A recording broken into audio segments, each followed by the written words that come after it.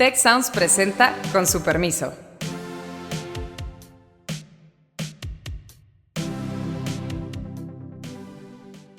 Con su permiso, yo soy Carlos Elizondo y hoy vamos a hablar sobre la tragedia de la guerra, de la invasión rusa a Ucrania, de los 3 años de esta guerra, del cambio de posición del gobierno de Estados Unidos y las implicaciones de ello. Que los Estados Unidos votando en contra de la resolución propuesta por Ucrania, pues es una gran vuelta frente a cómo los Estados Unidos se han comportado a lo largo de los últimos 3 años en la Asamblea General de las Naciones Unidas. En su discurso dijo algo que me parece muy importante y habría que tratar de entender sus implicaciones, que es: el enemigo de Europa está adentro, el enemigo no está afuera, no son los rusos. Y con este fin nos acompaña hoy Beata Wojna. Como saben ustedes, ella fue la embajadora de Polonia ante México, es una experta en estos temas y vamos a dialogar ella y yo respecto a este tema.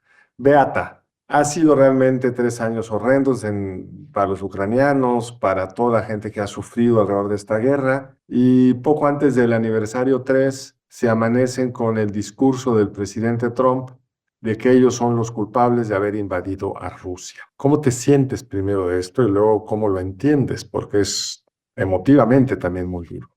Mira, Carlos, pues sí, efectivamente, los 3 años de guerra de la invasión rusa a Ucrania se cumplen en un ambiente un tanto, yo diría, enrarecido, precisamente, y con muchos cuestionamientos, precisamente porque el presidente Trump, los Estados Unidos, han pues cambiado básicamente su posición y respecto al apoyo que han dado a Ucrania y respecto a cómo es el discurso ahora de los Estados Unidos sobre el tema de la guerra, incluido lo que tú estás comentando, Carlos, o sea, como que a través de las palabras del presidente Trump, pues vemos ahí ciertos cuestionamientos de la posición de Ucrania, de la actitud de Ucrania, hasta acusaciones que fue básicamente la Ucrania la que pues provocó a Rusia. O sea, en polaco están bromeando un poco que o en Polonia están bromeando un poco de que el presidente Trump empezó a hablar en cirílico. ¿Sí?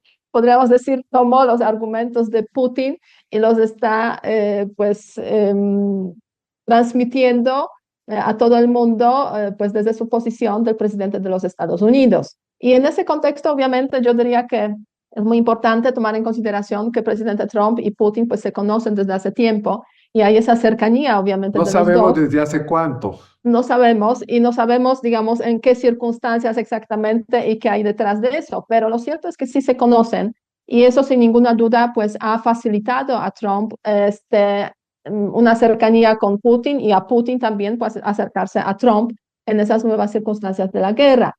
Pero yo en ese contexto siempre repito que hay que ver esas cosas más allá de las simpatías personales, que sin ninguna duda ayudan en ese contexto a Trump y a Putin, digamos, a acercarse, pero, o sea, en esas circunstancias mundiales que tenemos, pues es demasiado poco como para generar un giro tan grande en A ver, te Estados voy a Unidos. frenar ahí porque creo que estás tocando el tema central de esta discusión.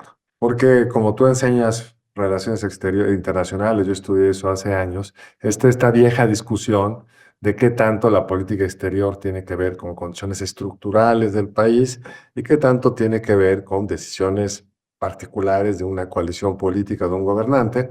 Y si tú me hubieras dicho hace un mes que Trump iba a decir lo que dijo, que ya nos contaste brevemente, pues de acuerdo a la teoría de cuáles son los intereses objetivos de Estados Unidos, las coaliciones políticas que han dominado la política exterior, los intereses de Estados Unidos, los intereses de largo plazo de ese país, el acuerdo de la posguerra que tan funcional le fue, pues no me hubiera imaginado yo nunca que Trump hubiera dicho que Ucrania invadió a Rusia y que hay que, digamos, buscar una paz sin la presencia de los europeos, sin la presencia del presidente de Ucrania, básicamente una suerte de Yalta siglo XXI, donde las potencias, los que tienen el poder, se reparten el pastel. ¿Tú te lo hubieras imaginado?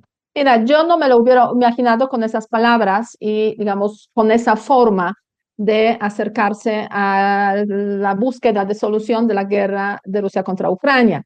Pero la verdad es que el presidente Trump pues tiene sus formas y por lo que estamos viendo es que las está usando también para ese tema.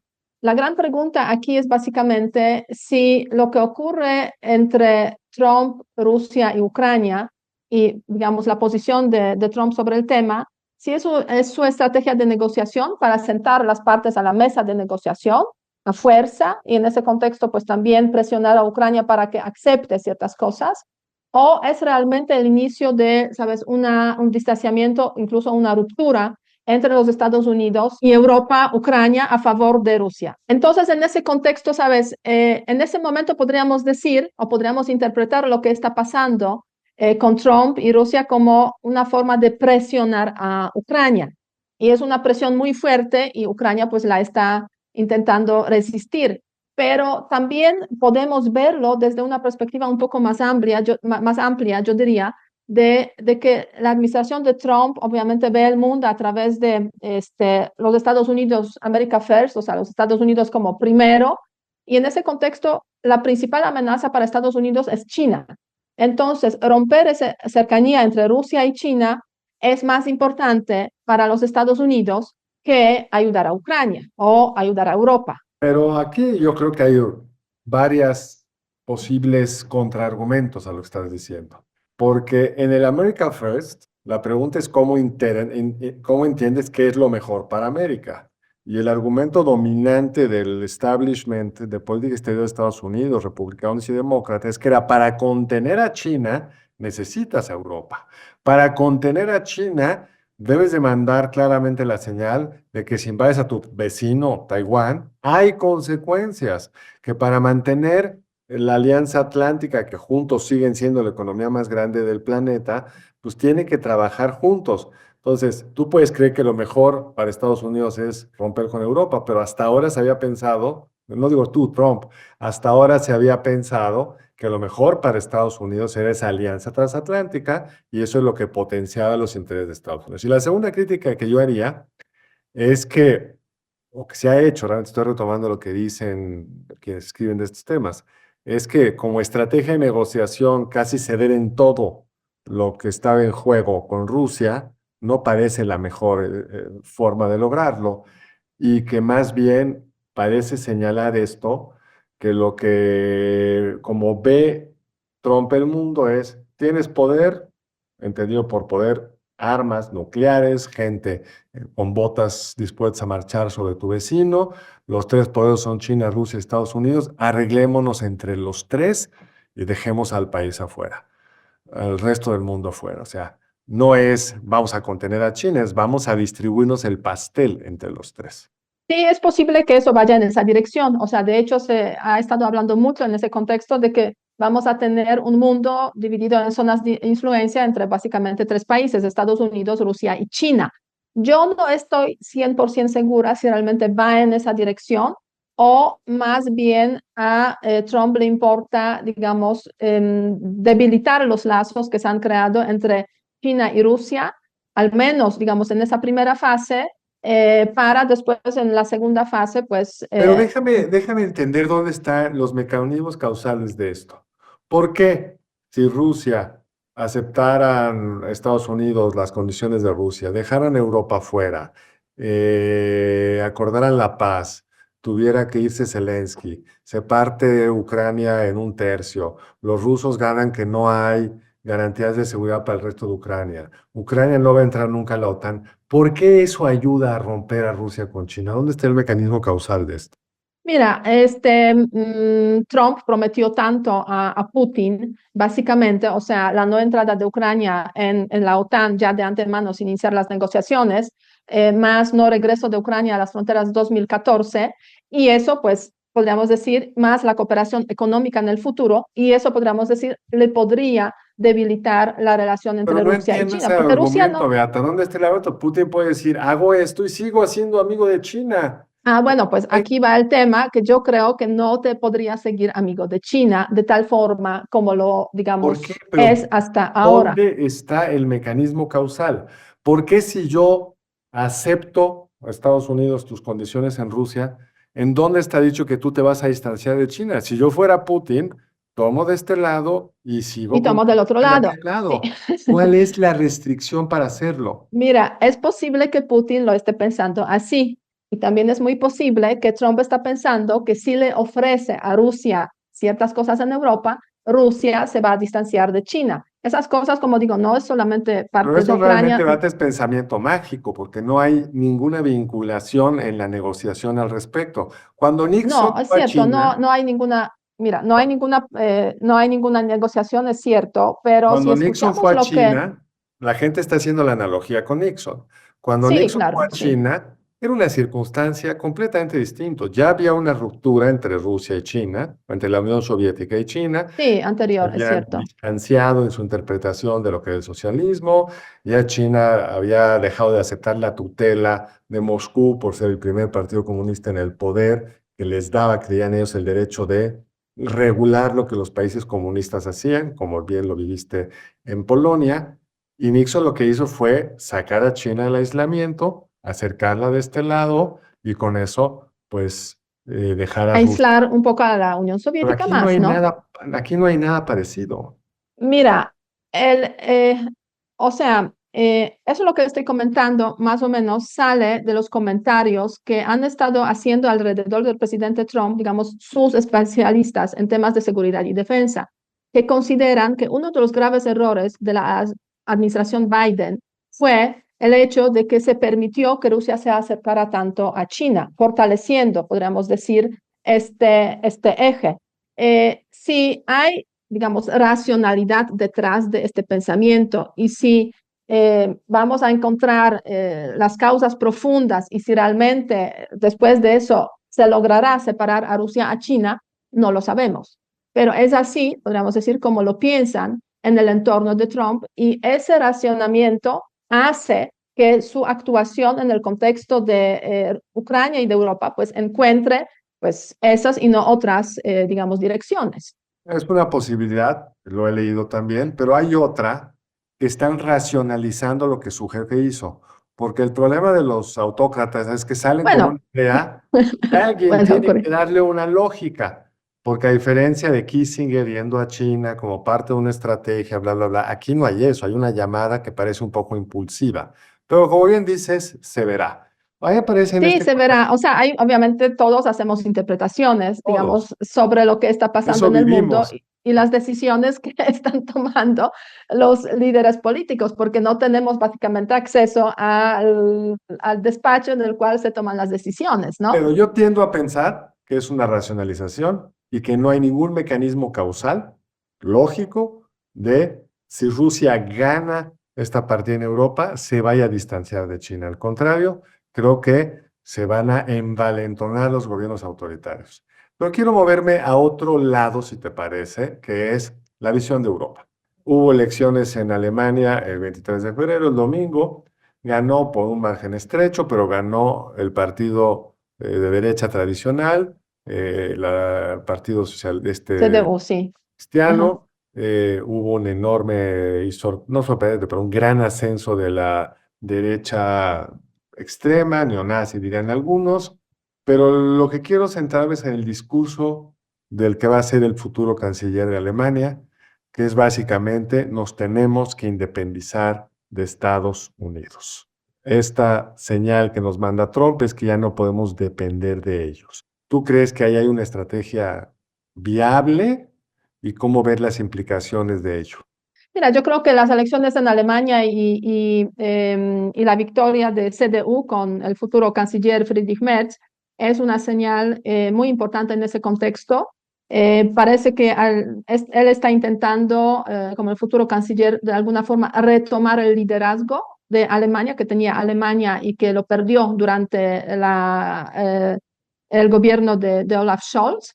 Y él salió con la idea de que se debe crear una organización de seguridad, algo al estilo de la OTAN, digamos, en el marco de Europa. Y esa idea no es una idea que solamente la están lanzando en Alemania, también en otros países europeos, bueno, Francia, el Reino Unido, incluso Polonia, se está hablando de esa idea de crear una Unión Europea de Defensa. que no sería en el marco de esa organización de la Unión Europea, pero digamos estaría formada básicamente por los países de la Unión Europea que quieran entrar en esa organización, más el Reino Unido, más Noruega y otros que pues estén interesados. Entonces, sí, esa idea es, podríamos decir, opción B. Opción A sigue siendo la Alianza Atlántica, sigue siendo la relación con los Estados Unidos como garantes de seguridad de Europa. Y viendo que esa opción A, sobre todo el compromiso de los Estados Unidos, se está tambaleando, aún no sabemos si se va a caer, pero sí se está tambaleando un poco, pues se están analizando otros escenarios, entre ellos pues ese de crear una Unión Europea de Defensa. Ahora bien, independientemente de si se crea o no se crea esa Unión de Defensa, todos los países europeos de la Unión Europea y los que están en la OTAN están militarizándose y aumentando sus capacidades de Bueno, defensa. militarizando es una palabra un poco fuerte. Sí es fuerte, pero Están tratando de incrementar su gasto, van mucho más lento de lo que se esperaba, no han podido consolidar la industria de la defensa, bueno, depende desde qué son perspectiva. gobiernos civiles. Es que Sí, militarizando tendría un contexto un poco distinto. mira, pero depende mucho, sabes, desde qué perspectiva lo estás viendo, porque si comparamos los últimos, digamos, 5 años, por ejemplo, en el contexto de la Alianza Atlántica, teníamos 8 países de los 30 que había que estaban gastando más de 2% o al menos 2% del PIB en defensa. Hoy en día tenemos 24 países. Por eso se O está sea, incrementando el gasto, pero y sigue eso siendo pequeñito respecto a lo que hace Estados Unidos. Todos juntos todavía gastan menos que Estados Unidos. bueno, todos juntos equivalen a, bueno, es 30%, mientras que, digamos, los Estados Unidos aportan 70% del gasto si sumamos los 32 países miembros de la Exacto. OTAN. Sí es cierto, pero los Estados Unidos gastan de manera gigantesca, Por eso, pero comparando. ese es tu contrafactual, o ese es tu contraste. Pero la Sí, pregunta más bien es, ¿con cuánto? Es decir, ¿es viable que Europa pueda pagar por su defensa en este aumento en el gasto militar? ¿Cuánto más tendrían que lograr? Porque no solo basta gastar, hay que tener los sistemas operativos, la coordinación en los proveedores de defensa, una serie de cosas como para realmente la gente dispuesta a luchar, porque es increíble cuando preguntas, ¿usted estará dispuesto a luchar por su país? Los alemanes, no sé, un porcentaje bajísimo dicen que sí. ¿Habría las condiciones reales para defenderse de una eventual invasión rusa? mira, yo diría que nadie quiere ir a la guerra, o sea, es obvio, aquí y en México también, me da la sensación. Pero Probablemente bueno, no. ahora bien, dos argumentos para responder tu pregunta si Europa tiene las capacidades para garantizar su propia defensa. En primer lugar, desde el punto de vista financiero, podríamos decir, sí tienen esas capacidades. Hablamos de las economías pues, importantes que siguen siendo, pues, en conjunto la Unión Europea, pues sigue siendo casi 20% del PIB mundial. O sea, desde el punto de vista financiero hay capacidades. Desde el punto de vista de las voluntades políticas, no necesariamente todos los países están dispuestos a invertir más en su defensa. Y finalmente, ¿cómo se ha comportado Europa hasta ahora en el contexto de la guerra de Rusia contra Ucrania? Pues resulta que ha proporcionado pues casi más, un poquitín más de ayuda de los Estados Unidos en esos Eso lo tres dice años. Trump, ¿eh? Trump dice Bueno, que es triple. eso no dice Trump y ahí pues básicamente tiene otros Otros datos, datos. otros datos, como muchas veces ocurre con ese tipo de liderazgos. Si vemos las cifras, y hay un instituto en Alemania, Kiel Institute, que ha estado monitoreando y, digamos, recopilando ayuda que han proporcionado diferentes países a Ucrania, pues resulta que los Estados Unidos proporcionaron 64.000 millones de euros de ayuda militar a Ucrania, Europa 62.000 millones, es casi equivalente. En caso de ayuda humanitaria y ayuda financiera, Europa proporcionó 70.000 millones, Estados Unidos 50.000 millones. O sea, sumándolo todo resulta que Europa proveyó más y en términos militares pues es equivalente. Ahora bien, no siempre podemos decir la calidad o el tipo de armamento europeo equivale al tipo de armamento estadounidense. Y aquí hay sobre todo dos campos, podríamos decir, donde los Estados Unidos son mucho mejores. En primer lugar es el tema de la defensa antiaérea, que es muy necesaria tanto para Ucrania como para los países europeos. Hay muchos sistemas también en Europa, pero podríamos decir ninguno es tan eficaz como los Patriots de los Estados Unidos. Y también el tema de la munición de largo alcance, artillería. En eso también pues hay capacidades militares, armamento de los Estados Unidos que no necesariamente encuentra el reemplazo en el contexto europeo. Pero bueno, es el tema de desarrollar ciertas capacidades militares con la idea de que pues nos independizamos de los Estados Unidos. Quiero decir, se puede hacer, hay capacidades financieras para eso, no necesariamente se encuentran capacidades políticas en todos los países de la Unión Europea. Y no todos quieren en ese momento ya emprender ese camino, porque reconocen que en ese momento aún, digamos, el tema de la OTAN está asegurado, garantizado. Trump no dijo que va a sacar a los Estados Unidos de la OTAN. Entonces, claro, crear una organización ahora nueva en ese momento sería como debilitar a la OTAN. Y ahí está el tema del tiempo. Ahora, pasemos a lo que sucedió el lunes 24 en la ONU, donde se discutió por el aniversario de la guerra, un posicionamiento de la ONU respecto a la misma, y Estados Unidos votó junto a Corea del Norte y Bielorrusia en contra de esto. Porque ahora tiene estas amistades. ¿Qué se dijo y qué implicaciones tiene esto? Era pues sí, una vuelta inesperada de los Estados Unidos, aunque en el contexto de que pues Trump llamó dictador a Zelensky, pues quizás no tan inesperada, podríamos decir. Mira, sí, efectivamente, hubo votación en la Asamblea General sobre dos resoluciones, que una de ellas fue propuesta por Ucrania, otra de ellas fue propuesta hace poquitos días, hace 2 días, básicamente antes de la Asamblea, por Estados Unidos. Entonces, en cuanto a la resolución ucraniana, en la cual pues hay condena de la invasión rusa a Ucrania, hay defensa de la integridad territorial, hay llamado a que las Fuerzas Armadas rusas abandonen el territorio de Ucrania, a que finalice la guerra. Entonces, esa resolución es propuesta por Ucrania y con, digamos, apoyo de muchos países, fue aprobada en la Asamblea General y ganó con 93 votos a favor, 18 en contra, entre ellos precisamente los que tú comentas, los Estados Unidos también, y unos 73 votos de abstenciones. ¿México qué hizo? Votó a favor.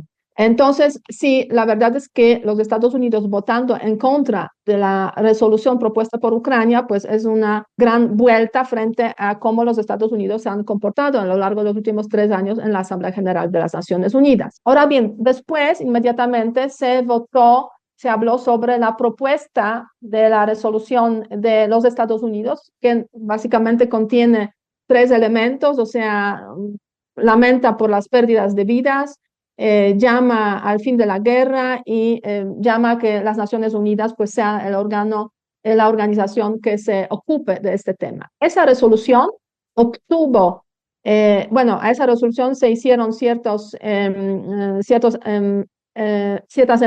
enmiendas, la hicieron los europeos, entonces cambió, podríamos decir, la forma, la resolución. Entonces en esa propia resolución los Estados Unidos se abstuvieron después en la votación.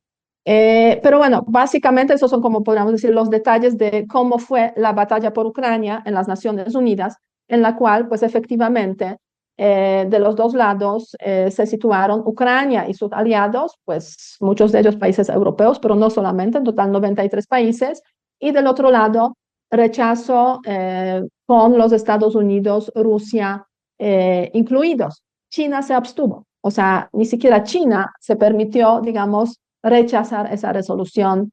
Está bien interesante esto, porque sí es un cambio de con quién te sientes en la mesa, pero si te parece cerrar con un tema que está muy vinculado con esto, pero creo que la cara más de política interna, y podríamos quizá arrancar con el discurso del vicepresidente Vance en la reunión de Múnich, una reunión de seguridad que se convoca en Múnich regularmente, anualmente, y donde además de que el vicepresidente tuvo tiempo para reunirse con la líder de la extrema derecha alemana y no con el primer ministro, no con el canciller, que en sí mismo es un detalle no trivial, en su discurso dijo algo que parece muy importante y habría que tratar de entender sus implicaciones, que es el enemigo de Europa está adentro. El enemigo no está afuera, no son los rusos. El enemigo es estas fuerzas liberales que creen en una serie de valores en materia de género, de multiculturalismo, de inclusión, que ponen en riesgo la cultura occidental cristiana. El enemigo son los migrantes que están contaminando esta cultura cristiana, que es un argumento muy similar al que Putin ha construido en Rusia, arropado por la Iglesia Ortodoxa rusa, de que lo que realmente está de fondo es la protección de estos valores cristianos. ¿Sí crees que hemos llegado a un momento donde las afinidades ideológicas más profundas de la derecha de Estados Unidos y del gobierno de Rusia hacen creíble esto? ¿O es un discurso, digamos, de un personaje importante, pero que no significa realmente que hacia allá nos estemos moviendo a un Estados Unidos que prioriza la defensa de los valores cristianos como ellos los entienden, al igual que Putin?